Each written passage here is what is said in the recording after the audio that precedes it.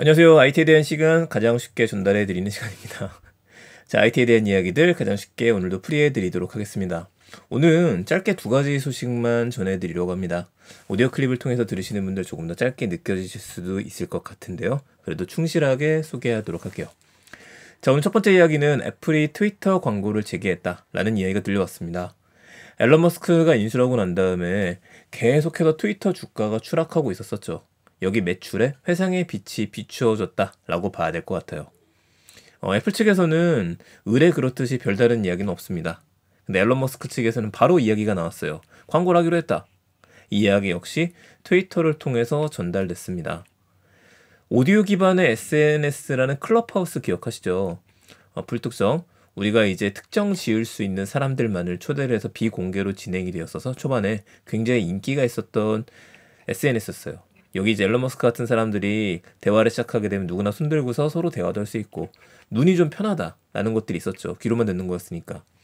이거를 위시해서 굉장히 많은 기업들이 비슷한 서비스를 내놨었는데 트위터도 마찬가지입니다. 트위터 스페이스라고 하는 이름의 음성 기반의 공간을 가지고 있어요. 앨런 머스크가 전용기에서 한 2시간 정도 트위터 스페이스를 진행했다라고 하네요. 수많은 사람들과 대화를 나눈 거죠. 그러다가 애플도 광고를 하기로 했습니다 라고 툭 던진 것 같아요. 근데 요거 이야기가 나오고 애플이 별다른 얘기 없으니까 거의 확정적이라고 봐야 될 것 같습니다. 이어서 기사들이 뜬 걸 보게 되니까 아마존도 연간 1억 달러, 1290억에 해당하는 광고를 집행할 것 같다라는 기사들이 나왔어요. 그럼 트위터한테는 지속적인 호재가 되는 건 맞는 것 같습니다. 하나씩 정상화가 가고 있다고 봐야 될 것 같아요. 이제 남은 거는 트위터에서 암호화폐 결제가 가능해지는 이슈, 그리고 NFT에 대한 것들을 어떻게 할 것이냐 이런 것들이 있기는 한데 트위터가 앞으로 먹고 사는 게 더 큰 문제가 되는 것만큼 쉽게 결정이 내릴 만한 일들은 아니라고 생각이 듭니다. 우선은 눈앞에 현재 있는 것들, 매출을 끌어올리는 것부터 먼저 진행이 돼야겠죠. 호재는 분명하니까 주가 역시도 살짝 반등을 했고요. 그래서 주주분들이라고 하시면 약간은 마음 놓으셔도 괜찮지 않을까 싶습니다. 자, 오늘 첫 번째 이야기, 애플 트위터 광고 재개 소식이에요. 자, 두 번째 소식입니다. 인공지능 화가 얘기 좀 드릴게요. 인공지능 화가가 점점 많아지고 있고 점점 그림을 잘 그리고 있죠. 저도 섬뜩섬뜩 놀랄 때도 좀 많이 있습니다. 지난번에는 카카오 브레인에서 만들어주는 그림 그려주는 인공지능 소개를 드렸었습니다. 카카오에서 이 인공지능이 그린 그림을 모아 전시회를 연다라고 이야기를 하네요. 카카오 브레인의 인공지능은 지금 비디스커버라고 하는 이름으로 되어 있고 저희 사이트를 통해서도 제가 소개를 했었고요. 여러분들께서 홈페이지에 들어가셔도 좋고 그렇지 않으면 비디스커버라고 하는 이름으로 바로 앱을 다운받아서 실행해 보시는 것도 괜찮습니다. 저 나오자마자 사용했더니 투데이픽에 올라간 적도 있고 기분 좋더라고요. 이런 것들은 여러분들이 원하는 키워드들을 입력하고 나면은 그걸 재조합해서 정말 이 세상에 없을 것 같은, 하지만 왠지 본 것 같은 그림을 그려주기도 합니다. 근데 이제 또 계속 문제가 되는 거는 이제 프라이버시에 대한 문제라든지 저작권 어떻게 할 거냐 이 이야기가 있기는 한데 아직 정확하진 않아요. 자, 이번에 그림을 그려서 전시회를 여는 건 전시회 명이 칼로의 순간입니다. 인공지능 이름이 칼로예요. 12월 5일부터, 그러니까 어제부터 16일까지 카카오의 판교 아지트 1에서 열린다라고 하네요.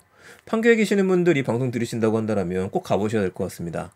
일반인들이 그린 작품뿐만 아니라 두민 작가와 칼로가 협업한 작가와 협업한 작품 2점, 그리고 해외 거장의 작품 5점, 칼로가 그린 작품 5점, 이렇게 총 12점이 전시가 된다라고 하네요.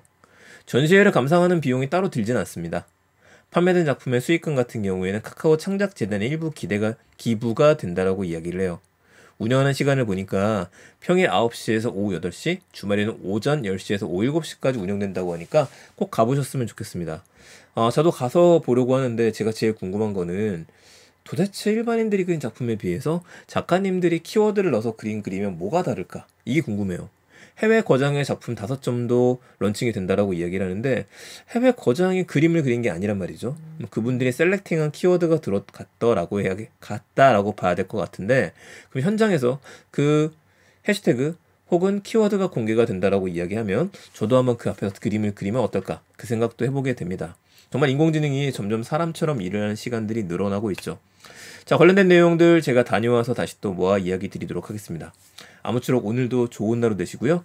지금은 제가 오늘 축구 시합을 보기 전에 녹음을 하는 거라 경기를 알 수가 없는데 아무쪼록 이기고 나서 기쁜 마음으로 저희 방송도 아침에 들으셨으면 좋겠습니다.